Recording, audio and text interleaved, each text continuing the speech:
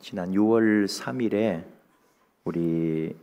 저희들 신학교 공부하는 시절에도 그렇게 존경했고요. 또 그분 책도 많이 읽고 레포트도 많이 썼었고 세계 신학계를 이렇게 이끌어 가시던 몰트만 교수님이라고요.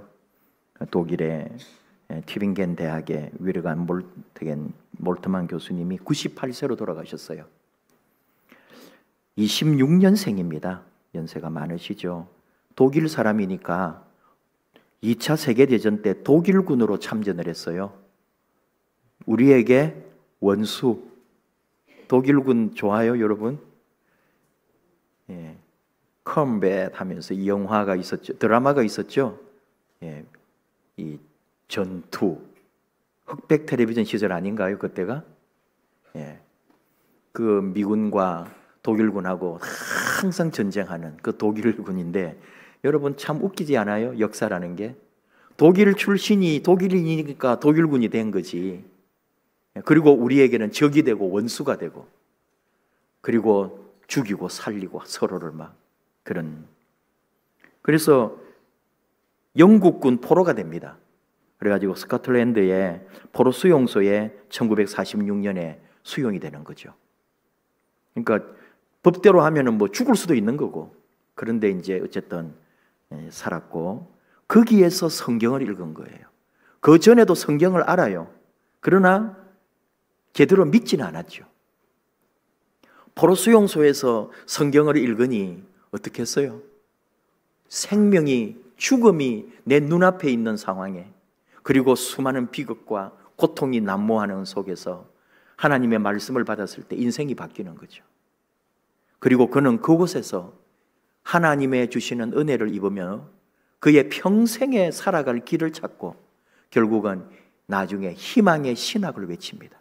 그 포로 수용소에서 그는 희망을 말하기 시작했고 그리고 결국은 일생을 희망의 신학자로 남았던 사람이 된 거죠.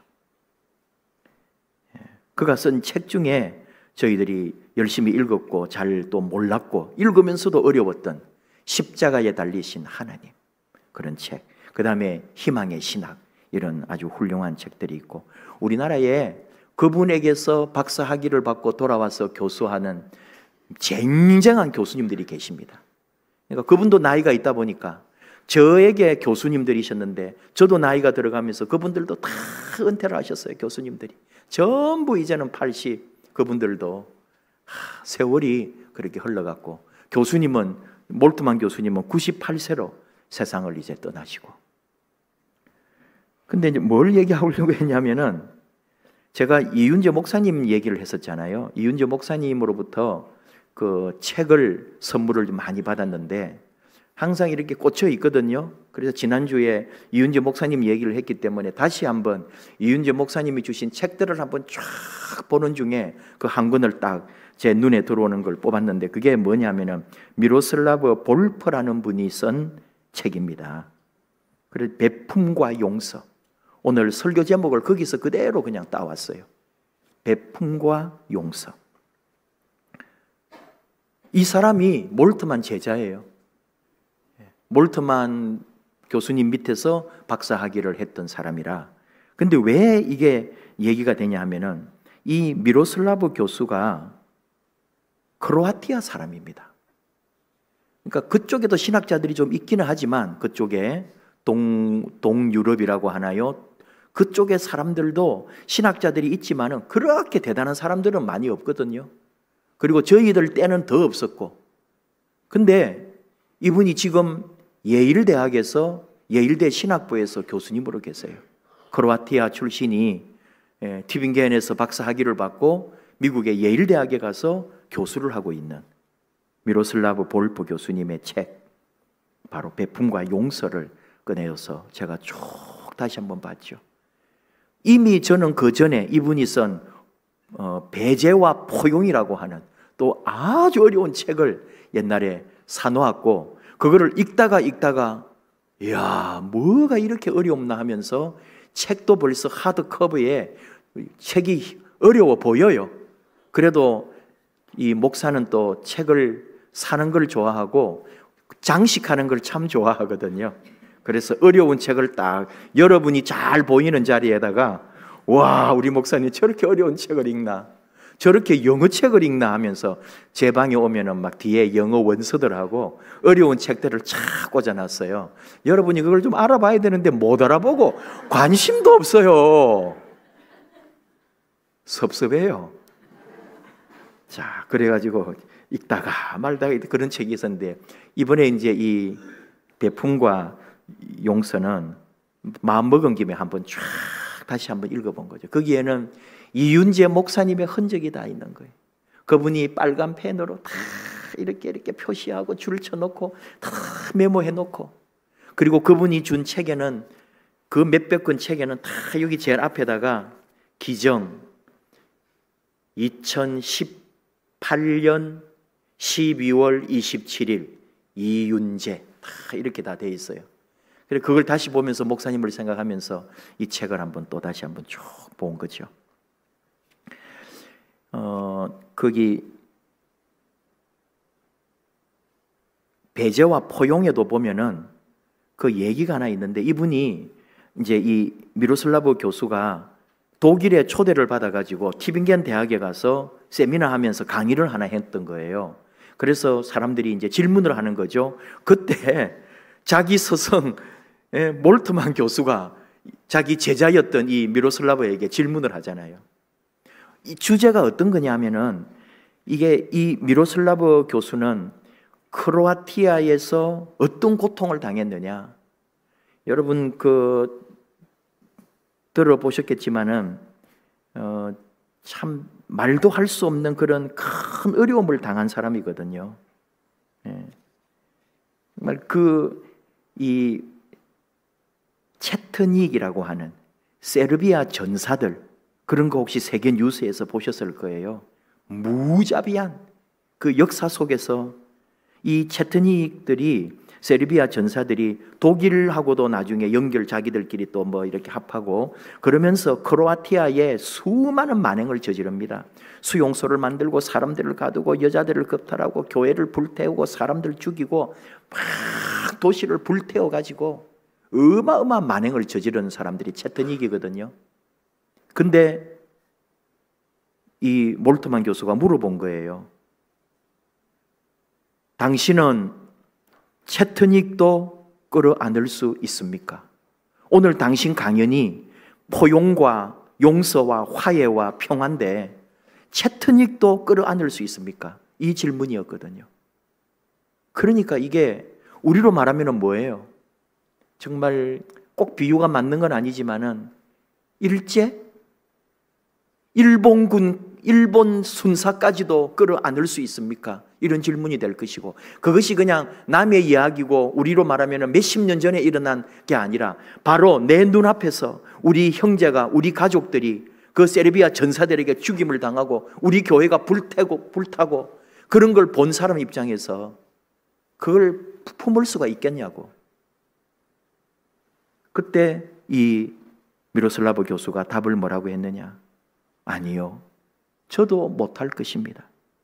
그러나 그리스도를 따르는 사람으로서 나는 그렇게 해야 되고 그럴 수 있다고 생각합니다 라고 답을 한 거죠. 물론 실제로 그런 일이 일어났으면 어떻게 했을지는 모르겠어요. 그러나 그는 그의 마음에 있는 답 그대로 진실하게, 내 지금 당한 형편으로서는 용서가 안 되지만 그리스도인으로서는 그 사람을 용서하고 끌어안아야 한다고 생각합니다. 이게 답이었다 이 말이죠. 베품과 용서가 그런 데서 나오는 거예요. 우리 예수님이 어떤 분이시냐? 끊임없이 베푸시는 분이잖아요. 다 베풀어요. 오병이어로 사람들을 먹이고 또 아픈 사람들을 치료하고 힘들고 외로운 사람들의 친구가 되어주시고, 예수님은 베푸시는 분이에요. 근데 그 베풀므로 끝나는 게 아니라 오늘 말씀에도 나오지만은 너의 죄 사함을 받았느니라 하시며 죄를 용서해 주시는 거예요. 오늘 이 중풍병자는 자기 병 나은 것뿐만 아니라 예수님으로부터 모든 죄가 용서받는 엄청난 역사를 경험하게 되는 거잖아요. 우리 삶에도 마찬가지죠. 베풀기는 좋아요. 여러분, 미워도 베풀 수 있습니다. 미워도 나눌 수 있다니까요. 미워도 떡 하나 더 줄 수 있다고요. 그러나 용서까지 되느냐? 이걸 지금 말하는 거예요. 예수님은 용서하셨다고요. 죄를 사해 주셨다고요. 오늘 우리 삶에서 과연 베품과 용서가 같이 일어날 수 있는가? 그 얘기죠. 미운 사람하고 뭐 같이 일도 할 수 있어요. 그러나 진정 용서했는가? 그 얘기거든요. 예수님의 그 십자가를 통해서 우리는 하나님의 그 사랑을 알 수 있고, 하나님의 그 사랑은 바로 예수 그리스도의 십자가를 통하여 나타났습니다. 우리는 예수님의 십자가 없이는 하나님 아버지께 나아갈 수가 없습니다. 그런데 우리는 늘 생각하는 거예요. 나 중심으로 생각하다 보니까 하나님이 나를 용서해 주셨네. 그래서 하나님이 십자가에서 은혜를 주셨고 나를 위하여 주님이 죽으셔서 내가 이제 하나님께 가까이 갈 수 있게 되었네 라고 생각하죠. 당연한 거죠. 그런데 하나님 입장에서 한번 생각해 봤을까? 하나님 아버지 마음에, 하나님 아버지 입장에서 우리를 용납하고 용서해 주고 우리를 받아주는 그 과정을 한번 생각해 봤나요? 한 것 같지만 사실은 아니에요. 지금 하나님은 우리를 용서해 주시고 우리를 사랑해 주시고 우리와 화목하기 위하여 자기 아들이 죽어가고 있는데 그걸 그냥 두고 있는 거예요. 그리고는 우리를 품어주시는 거예요. 이게 뭘까요, 이게? 아주 어려운 얘기입니다, 이게. 십자가에 달리신 하나님 그 책을 제가 20대 후반에 읽었는데요. 정말 머리로는 억지로 읽어야 되고 과제를 해내야 되고 발표를 해야 되니까 읽고 있지만 이게 내 가슴에서 이해가 안 되는 거예요. 책이 어려운 것도 있지만 근데 나중에 십자가에 달리신 분이 하나님 아버지시구나 하는 게 나중에 깨달아지더라고요. 그것이 살아서 내게 오더라니까요. 십자가에 달려 하나님 아버지가 달려 계셨구나. 그분이 하나님이셨어. 여러분 그걸 알 수 있을까요? 참 이거 시간이 좀 많이 갔는데 이 베품과 용서에 보면은 이 미로슬라브 교수가 입양을 했습니다. 미국에 살면서 이제 자녀를 낳지를 않고 입양을 해서 살았는데 어떤 아이를 입양을 했냐면은 10살 누나가 있고 3개월 된 남자아이를 이 엄마가 딸하고 10살 딸하고 3개월 된 아이하고 엄마가 직접 와가지고 이 미로슬라브 교수 가정 부부를 만나가지고 그 애를 넘겨준 거예요. 여러분 입양을 그렇게 하는 경우가 어디 있어요? 아마 제가 알기로는 입양을 그렇게 멀쩡한 애를 낳은 친모가 다른 양 부모에게 애를 주는 경우가 뭐 있을 수는 모르겠지만은 그걸 다 숨기지 그걸 누가 알려요. 근데 그 친모가 양 부모를 보고 싶다고 도대체 내 아이가 어떤 가정에 어떤 사람들 밑에서 자랄 건지를 그걸 자기는 확인해 보고 싶다고 해서 보는 거예요. 근데 이 10살 누나가 하염없이 동생 보내니까 울고 엄마도 눈물이 그치지 않았겠죠? 근데 왜 이 엄마가 애를 맡겼을까요? 자기는 어떤 상황에서도 이 아이를 잘 키울 수가 없었기 때문에 이 딸도 지금 키우고 있는 게 그 어려운 중에서 키우고 있고 지금 태어난 이 아들은 자기가 아무리 잘해도 못 키우고 이대로 두면은 애는 완전히 망가질 거거나 잘못될 거예요. 그래서 그는 아예 이 아이를 양자로 보내준 거예요. 그 엄마의 마음을 알겠느냐 이거죠. 우리가 아무도 모를 거예요. 그 마음은. 그 엄마가 뭘 줬겠어요? 뭐 기저귀며 뭐 여러 가지 아기 용품에다가 딱 하나를 또 준 게 빈 사진첩을 줬대요. 미로슬라브 교수가 그 빈 사진첩을 보고 그렇게 슬프고 마음이 아프더래요. 거기다가 이 아이 사진을 채워달라는 거 아닙니까? 물론 보여달라고 할지는 모르지만, 또 달라고 안 할지는 모르지만, 거기다가 이 아이의 자라나는 것을 기록해 달라는 거 아니에요. 비록 내가 못 키워서 당신에게 이 아이를 주지만 그 아이는 여전히 그 사람 가슴에 남아있지 않겠어요? 그 마음, 그걸 누가 알겠느냐 이거죠. 그래서 참 그걸 제가 보면서 이게 정말 이 마음, 이 사랑, 이게 뭘까? 다 모른단 말이에요. 이게 우리가 하나님 아버지 마음을 알까요? 하나님 아버지가 예수를 십자가에 달아놓고 그는 지금 뭘 하시는 거예요? 우리와 화목하고 있는 거예요. 아들 죽어가는데 우리와 화해하고 우리를 용서하고 아들을 죽이고 이 세상에 우리를 사랑하시려고 하나님이 아들을 지금 죽은 자리에 내버려 두고 하나님은 우리를 사랑하고 계시다고. 그 하나님 아버지 마음을 알느냐고요, 우리가. 그것이 용서라는 거예요. 용서라는 말조차도 없는 거예요. 내 아들을 죽이면서까지 다른 사람을 품고 용서하고 있는 거예요. 지금 하나님 아버지가 그 용서를 우리가 아느냐고. 우리가 돌아온 둘째 아들 비유를 자주 얘기하지만 그 둘째 아들이 돌아왔어요. 우리는 돌아온 둘째 아들을 자꾸 생각하는 거예요. 나를 생각하니까.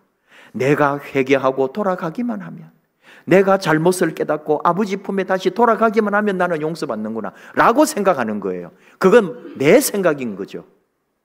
아버지 마음에서 봤냐 이 말이죠. 아버지 마음은 어땠을까요? 아들이 돌아오지 않아도 아버지는 그 아들을 여전히 사랑했다. 이게 복음인 거예요. 우리는 누군가를 용서하려고 하면 그 사람 회개해야지, 잘못을 인정해야지, 사과받아야지, 그래야 내가 용서하지. 우리는 그렇다고요. 세르비아 전사들이 잘못했다고 무릎 꿇어야지, 그래야 용서하지. 이건 민족적 용서인데 우리는 그렇게 생각하는데 하나님 아버지는, 주님은 그게 아니더라 이거예요. 우리가 회개하기도 전에 주님은 이미 십자가에서 우리 죄를 용서해 놓으셨다는 것.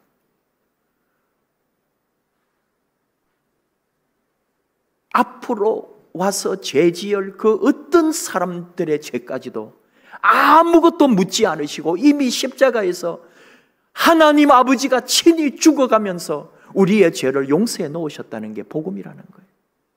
여러분, 그게 믿어지고 그걸 이해하고 깨닫는다면 우리는 진정 그리스도인인 거죠. 오늘 이 성찬에 대한 이야기도 해요.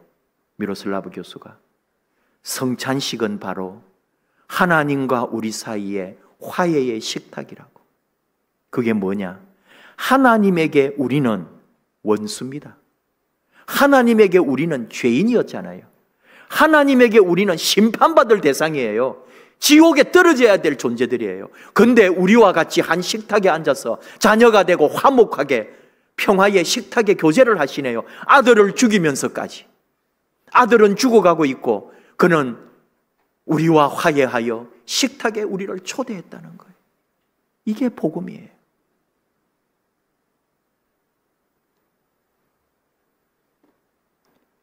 용서는 그런 거다 이거죠. 아무것도 묻지 아니하고 그 사람이 회개하거나 말거나 그건 하나님과 불일이에요. 근데 그런 경우에 단 어떤 사람도 스스로 하나님 앞에 돌이키지 않는 적이 없다고. 내가 용서하는 거 아니에요. 아니, 내가, 여러분, 용서도 잘못하면 뭐예요? 네가 내게 용서받을 짓을 했으니까 내가 용서한다는 거 아니에요. 우리 하나님에게는 그거 아니에요. 우리 예수님은 그래서 용서해 주시는 게 아니에요. 아무것도 묻지 않으시고 먼저 용서해 주셨습니다. 한없이 베풀고 아무 조건도 없이 용서해 주셨어요. 그게 그리스도의 사랑이에요.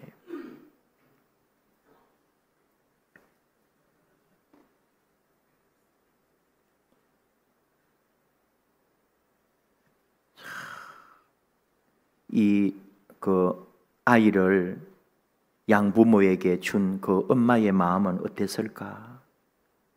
자기가 보는 앞에서 고통받고 어렵게 자라는 아이를 보기보다는 내가 너무 보고 싶지만 이제 앞으로 평생 보지 못해도 그 아이가 행복하게 잘 자랄 수 있기를 바라는 어머니의 그 마음, 여러분, 그 찢어지는 것 같은 그 마음, 그게 진짜 사랑이잖아요. 하나님 아버지는 예수 그리스도가 고통 속에 그 십자가에서 어찌하여 나를 버리시나이까 하는 그 소리를 들어가면서도 우리를 사랑하셔서 우리를 용서해 주시려고 우리를 하나님 품에 안아주셨다는 거죠. 이게 하나님의 용서였어요. 오늘 원래 설교, 오늘 이 마가복음 이 말씀은 원래 제가 이 설교를 지금 하려고 한 게 아니었어요.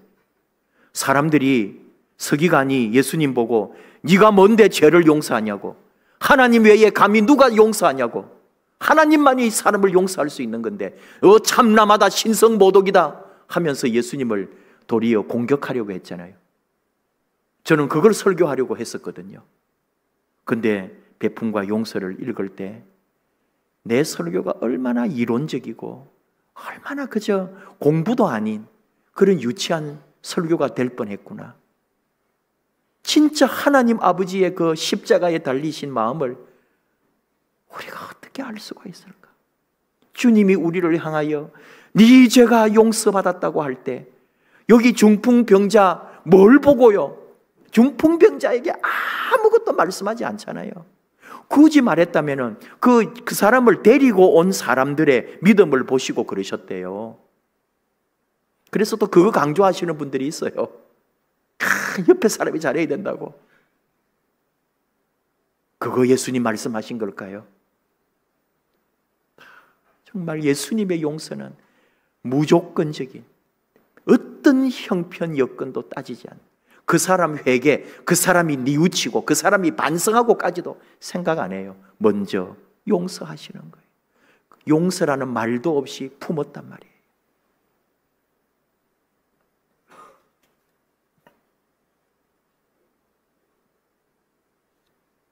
말씀이 참 달다. 우리 목사님 설교 너무 잘한다. 그런 날에는 여러분 얼굴이 환해요. 제가 느껴요. 근데 참 받기에 너무 내 가슴이 답답하고 내가 그렇게 살자니 나는 못 살겠다 싶은 게 지금 딱 이 표정이에요. 여러분, 얼마나 살겠다고. 용서라는 말도 할 필요도 없이 이미 내 안에서 내가 그 사랑을 받았기에 하나님 아버지가 그 찢어지는 마음으로 우리를 사랑하고 계시다는 걸 안다면, 아들이 돌아오지 않아도, 아들이 영원히 아버지를 떠나도 아버지는 여전히 그 아들을 사랑하고 아들로 인정하고 계실 거라고요. 그게 하나님 용서고 사랑입니다. 예수 믿는 것은 그런 거예요. 함께 찬양합시다.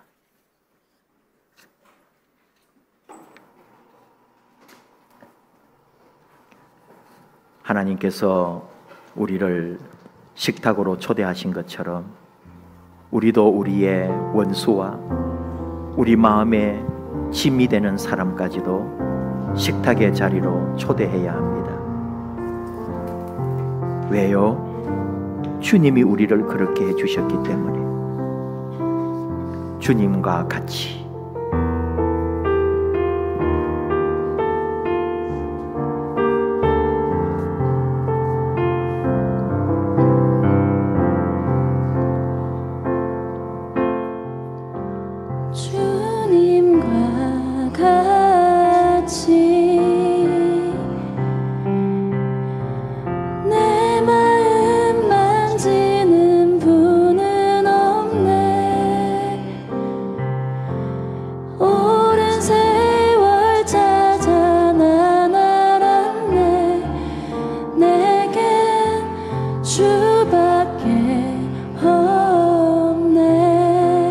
주님과 같이 주님과 같이 내 마음 만지는 분은 없네. 오랜 세월 찾아 난 알았네. 내겐 주밖에 없네. 주잡이 강같이 흐르고 주 손길 치료하네.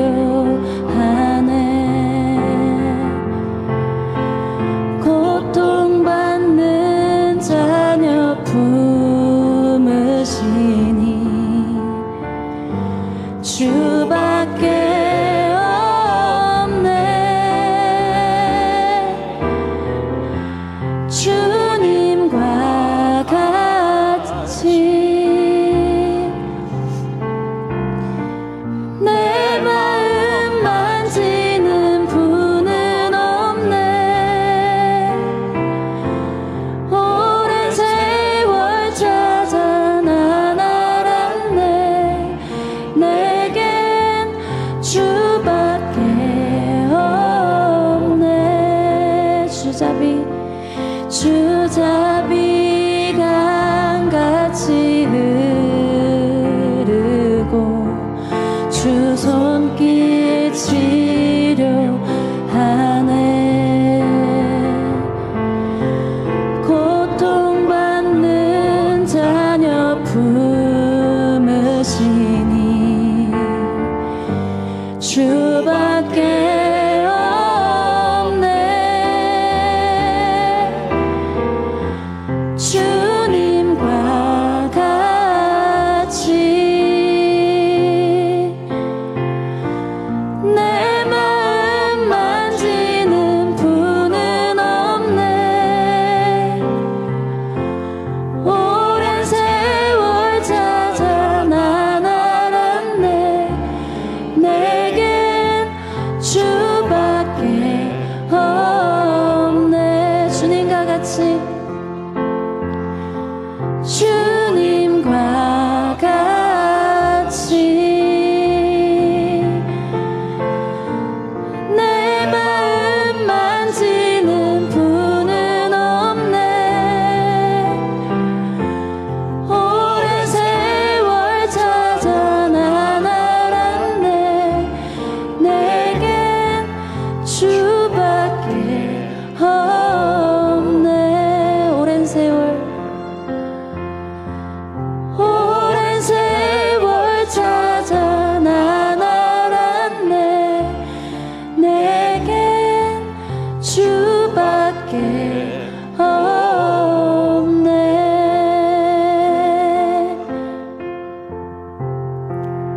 우리 잠깐만 기도할까요? 우리 하나님 아버지 그 사랑 우리가 언제 제대로 알 수 있을까요? 아들은 십자가에서 고통받아 부르짖을 때 하나님은 우리를 그의 품 안에 그의 식탁에 초대하여 주신 사랑의 하나님 아버지십니다. 그 자리에 순종하며 우리 주님도 우리를 사랑하셔서 아버지 뜻에 그대로 십자가에서 죽음을 맞이하는 그 귀하고 놀랍고 아름다운 그 사랑, 우리도 이 땅에서 그 사랑과 용서로 베풀고 용서하며 살라고 우리에게 말씀하십니다. 주님이 함께 하십니다. 내 모든 삶의 자리 주여 함께 하셔서 영원히 우리 곁에 계셔서 사랑하고 나누고 베풀고 용서하는 일에 아름답게 쓰임받게 하여 주옵소서. 우리 함께 기도하겠습니다. 주여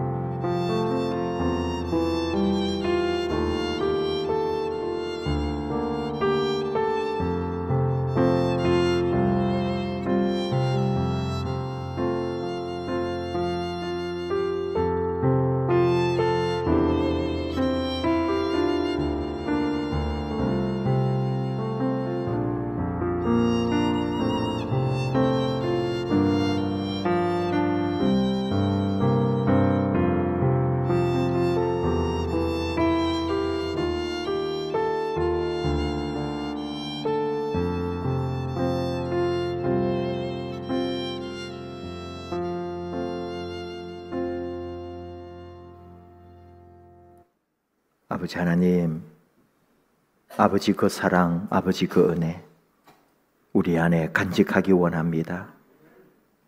주신 사랑 그대로 받아 우리 살아가는 날 동안 사랑하며 베풀기를 원합니다. 하나님 앞에 서는 그날 착하고 충성되고 순종하며 하나님의 용서받은 자녀로 우리 하나님 앞에 아름답게 서기 원합니다. 이 땅에 살아가는 날 동안에 우리 주님 우리에게 보여주신 것처럼 우리가 받은 아버지 그 큰 사랑 우리 안에 간직해서 베풀고 용서하는 일에 가장 앞서가는 우리가 되게 하여 주시옵소서. 예수님 이름으로 기도하옵나이다. 아멘.